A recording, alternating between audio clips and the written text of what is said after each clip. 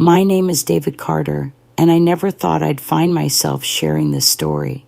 For years, I kept it to myself, uncertain of how the world would react. But after what Jesus revealed to me during my near-death experience, I realized I had no choice. The truths I encountered were too profound, too vital to keep hidden, especially in the context of the times we are living in. On January 15th, I died for 9 minutes. During that time, I was shown visions so startling that they altered the course of my life forever. Jesus Christ himself revealed truths about the California wildfires and their connection to spiritual realities. His command was clear. I was to share this message with the world, no matter the cost. What I learned during those 9 minutes will challenge everything you think you know, and it has taken me countless hours of prayer and reflection to find the courage and the right words to express it. For 28 years, I served as a firefighter with the California Department of Forestry and Fire Protection. My work wasn't just a job, it was a vocation, a calling that defined me. Every time I stepped into the flames, I felt a presence beyond myself. I believed it was God's hand guiding and protecting me, allowing me to do what many would consider impossible. Even after retiring, I stayed connected to the work I loved. I served as a consultant and a trainer, sharing my experiences with the next generation of firefighters, ensuring they would carry on the mission with the same dedication and purpose. On the morning of January 15th, everything seemed normal. I was on my way to a safety training session at a nearby facility. Earlier that day, I had attended church where I felt a sense of peace and purpose, as I often did. But as I drove, something unexpected happened. A strange tightness crept into my chest. At first, I brushed it off, thinking it was nothing more than stress or exhaustion. But the feeling grew stronger, making it harder to breathe. I pulled over to the side of the road, hoping to collect myself. Thoughts raced through my mind. Was it a heart attack? Was I pushing myself too hard? I told myself I just needed a moment to breathe, to center myself. But as I tried to calm down, everything around me began to fade. The last thing I remember was the sound of my own breathing and the sight of the dashboard in front of me. Then there was nothing. What happened next is almost beyond words. I thought I understood life and death. I'd faced both countless times during my career, but what I experienced shattered all my preconceptions. The first thing I noticed was the light. It wasn't the glaring, sterile light of a hospital room, nor was it the gentle warmth of the morning sun. This light was entirely unique, unlike anything I had ever encountered. It appeared to originate simultaneously from all directions. It wasn't just light, it was life itself. In that moment, I understood what the Bible means when it describes God as light. This was no metaphor. It was a reality far greater than any earthly experience. I looked down and saw my own body slumped in the truck. I could see people rushing to help, their faces filled with concern and urgency. But I felt no attachment to my body. I wasn't afraid or sad to leave it behind. Instead, I was filled with an overwhelming sense of peace, a peace so profound that it's almost impossible to describe. This peace wasn't just the absence of fear or anxiety. It was as if every worry, every burden, and every earthly concern had been lifted from me.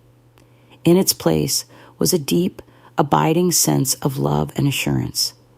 It was an unfathomable peace, one that only the Creator himself could bring. As I observed the scene below, it began to fade, and I felt myself being drawn upward. It wasn't like flying in the physical sense. It was more like floating, as though layers of existence were peeling away to reveal something deeper and more real. Each layer brought new insights, new truths, and a growing awareness of the profound spiritual realities that underlie everything we see and experience on earth. With every passing moment, I felt myself becoming more alive, more present. I was surrounded by a love so pure, so unconditional, that it seemed to envelop every part of my being. This love knew me completely, every flaw, every mistake, every moment of doubt and weakness, and yet I was loved fully and without reservation. It was then that I saw him. Jesus Christ stood before me, his presence so immediate and so overwhelming that words fail to capture it. He wasn't just standing in one place. His presence was everywhere, filling the space around me and within me. At the same time, it was deeply personal, as though he was speaking directly to my soul. He emanated an indescribable love. It was so powerful, so overwhelming, that it could have brought me to my knees, if I still had physical knees. Even in this transcendent state, the sheer magnitude of his presence made me feel like falling prostrate before him. How can I explain it? This love embodied all the power and majesty of the creator of the universe, yet it also carried infinite tenderness and compassion. His eyes, so full of understanding and mercy, seemed to hold entire galaxies within them. When he looked at me, I felt as though I were the only soul in existence, fully known and fully loved. It was a love that pierced through every layer of my being, reaching places I didn't even know existed. In his presence, I was acutely aware of every moment of my life, every decision, every failure, and every triumph, yet none of it diminished his love for me. He spoke, but not with words as we understand them. His thoughts entered directly into my consciousness, bypassing language entirely. Each thought carried layers of meaning far beyond what human language could convey. He said, "My child, your path may have wavered, but my love for you has never faltered." These words carried a depth that resonated deeply within me, filling me with a profound sense of peace and purpose. Then he revealed something that left me shaken. "You must understand what I'm about to show you," he said. "What is happening in California is not just physical, it is deeply spiritual. You must share what you see with others." In that moment, the space around us shifted. Suddenly, we were looking down on California from a perspective I cannot adequately describe. What I saw wasn't just the physical world. It was as though I was seeing the spiritual reality that lay beneath it. The sight of the wildfires raging across the state was staggering. It wasn't just the destruction of forests and homes that overwhelmed me. What Jesus showed me was that the physical flames were merely the surface. Behind them was a spiritual conflagration, a battle that had been building for generations. Jesus focused my attention on specific areas of California where the flames burned brightest. These places, he explained, had become centers of intense spiritual activity. I saw how spiritual darkness had taken root in these regions, corresponding with the physical devastation. What I witnessed next deeply disturbed me. At the heart of these fires, I could discern beings, not physical creatures, but spiritual entities. They were shadow-like forms, twisted and writhing, feeding off the flames. These were not the traditional images of demons with horns and pitchforks. Instead, they were living shadows, their movements erratic and terrifying. They seemed to grow stronger with each acre burned, as though the destruction fueled their existence. Jesus explained that these wildfires were not merely natural disasters. They were physical manifestations of a deeper spiritual corruption. He revealed how the enemy had found fertile ground in hearts that had turned away from truth and love. Every time my children choose a path away from me, he said, it strengthens the darkness. He showed me how these entities operated. They didn't necessarily start the fires themselves, but they influenced human actions and decisions. They whispered lies into people's hearts, sowing seeds of fear, anger, and apathy. Their influence created the conditions for the physical fires to ignite and spread. Jesus then commanded, "Look deeper." In that instant, I understood how these entities worked in the spiritual realm. They fed on human emotions, fear, rage, and especially spiritual apathy. They planted lies in people's minds, convincing them that God wasn't real, that truth was relative, and that personal comfort mattered more than spiritual growth. Each person who believed these lies added to the growing darkness, making the physical fires even harder to control. But then Jesus showed me something that filled me with hope. Amidst the darkness, there were brilliant lights shining through, people and communities who had kept their faith alive. These individuals had prioritized God in their lives, living in genuine relationships with Him. Their faith created beacons of light that pushed back against the darkness. In these areas, the spiritual entities couldn't maintain their hold. The physical fires struggled to spread, as though they were being repelled by an unseen force. It wasn't that these places were untouched by the flames, but the destruction was significantly less severe. The spiritual strength of the faithful had created a shield, a barrier against the encroaching darkness. They did experience fires, but those fires lacked the devastating power seen elsewhere. The destruction in those regions couldn't achieve the same intensity. Jesus warned that these areas must remain vigilant.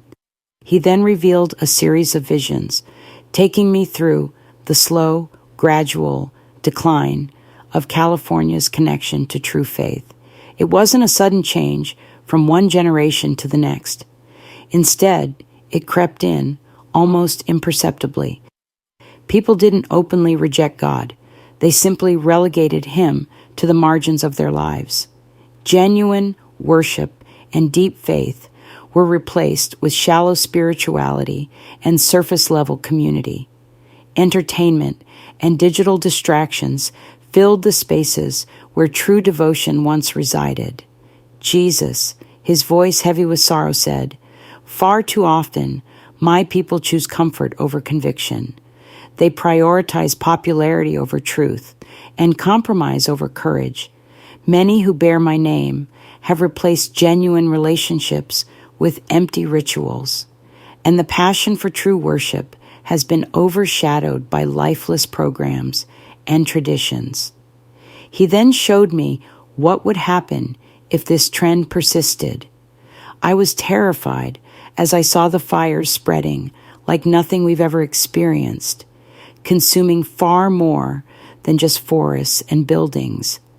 These flames seemed to burn away the very fabric of society. They weren't mere wildfires. They were fires of judgment, consuming everything not built on the solid foundation of true faith. But then Jesus revealed another vision, a path of redemption. In this vision, I saw people beginning to wake up, returning to God with renewed hearts. Churches were transformed, becoming places of true prayer and worship, not just social gatherings. Families turned back to genuine faith, spending time together in prayer and devotion. Communities were reshaped by the power of God. In these areas where spiritual renewal took place, The atmosphere shifted dramatically. The darkness that had once fed on the fires began to weaken and retreat. While physical fires still burned, they became more manageable. Firefighting efforts became far more effective, as they were no longer contending with spiritual forces behind the scenes. Jesus then said, "This is the message you must share. The fires in California will not be stopped by human intervention alone. No technology, no firefighting technique, and no government program can address the root cause of these fires." He gave me a clear warning and urged me to deliver this message. He then showed me specific details about what was required for this return to faith. It wasn't just about attending church or praying more frequently. It demanded a fundamental, heartfelt shift. True repentance and restoration of faith would manifest in tangible, practical ways. I saw families turning off their devices and spending meaningful time together in prayer. Churches were keeping their doors open for extended periods of worship and intercession, not limited to scheduled services. Communities came together to share resources, encourage one another, and prioritize faith above all else. Jesus made it clear that this renewal had to begin with individuals. I saw how each person's decision to put God first created a spiritual ripple effect. As more people made this choice, their collective faith generated a spiritual shield. This shield weakened the forces driving the fires and made it impossible for them to penetrate. Jesus emphasized the urgency of this message, saying, "The time to act is now. The fires you see today are only the beginning. If my people do not return to me completely, what lies ahead will be far worse." Finally, he showed me something that brought tears to my eyes. With spiritual clarity, I could see the depth of his love for humanity. It was a love so vast, so overwhelming, that it encompassed every soul, every mistake, and every moment of doubt. His love was unchanging, even for those who had turned away. Every person in California, even those who had turned their backs on him, was still deeply loved by Jesus. His heartbreak was evident for every home destroyed and every life disrupted by the fires. Yet his love remained perfect and unchanging. Sometimes it is necessary to let people experience the consequences of their actions and choices, not as punishment, but as a way to guide them back to him. Jesus emphasized that these fires could be stopped, but not by human effort. "Tell my people that I am waiting for them," he said. "Tell them openly that genuine repentance and a return to faith will change everything." This is not a political issue or something that can be solved with technology or human wisdom. The root of this problem is spiritual, and the solution must also be spiritual. The vision continued, and Jesus showed me more details about the spiritual renewal that needed to take place. He illustrated the inadequacy of traditional religious activities without a genuine transformation in one's heart. He emphasized that many churches needed to return to their first love, Him. Programs and presentations would not restore what had been lost. Only genuine relationships with Him could bring about true change. As he revealed this message, he acknowledged that not everyone would accept it. Some would mock it, dismiss it, or refuse to listen. But he showed me those whose hearts were ready to recognize the truth. These individuals would become points of light in their communities, guiding others to understand and respond to the call to return to faith. Jesus then showed me the power of prayer and genuine worship. He revealed that every sincere act of repentance and worship produced a spiritual effect, creating a kind of protective covering over the areas where it took place. This spiritual shield weakened the forces that fueled the fires, making them less destructive. However, he also showed me the dire consequences of rejecting this message.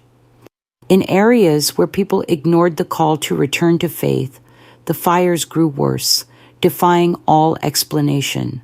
Despite humanity's greatest efforts, traditional firefighting methods became increasingly ineffective. These efforts failed because they did not address the real issue, the spiritual forces driving the flames. Jesus explained that these fires served as both judgment and mercy.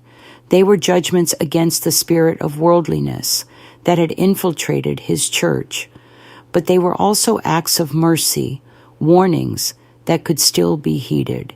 He said, "Tell them that I am calling them back to their first love, to true faith. I want them to prioritize me in everything they do." This return to faith, he explained, would not look like what many people expected. It wasn't about becoming more religious or following stricter rules. It was about cultivating a genuine, personal relationship with him, a relationship that would transform every aspect of their lives. I saw this transformation vividly. People's daily priorities shifted, their habits changed, and their entire way of life reflected a renewed focus on God. Families prayed together, communities united in faith, and churches became places of true worship and intercession. In these transformed communities, the spiritual atmosphere changed. The fires lost their supernatural intensity and became far easier to manage. Just as I felt myself being drawn back to my body, Jesus gave me one final message. Tell them I love them. Tell them it is still possible for them to return to me, but also tell them that the time for sitting on the fence has passed. They must now decide. Will they serve me with their whole hearts or continue on their current path? The love in his voice was overwhelming, but so was the urgency. This wasn't just a suggestion or a pleasant spiritual thought. It was a matter of survival, both spiritual and physical. As I began to feel the pull back to my body, his final words echoed in my mind. Share everything you have seen. Do not be afraid of criticism. Speak the truth. Those with ears to hear will understand.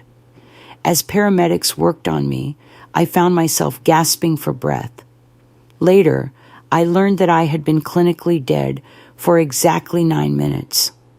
According to medical expectations, I should have suffered significant brain damage due to the lack of oxygen. Instead, my mind was clearer than ever, filled with the urgent message Jesus had given me to share. What Jesus showed me wasn't just for me. It's a message for everyone who will listen. The fires in California are more than natural disasters.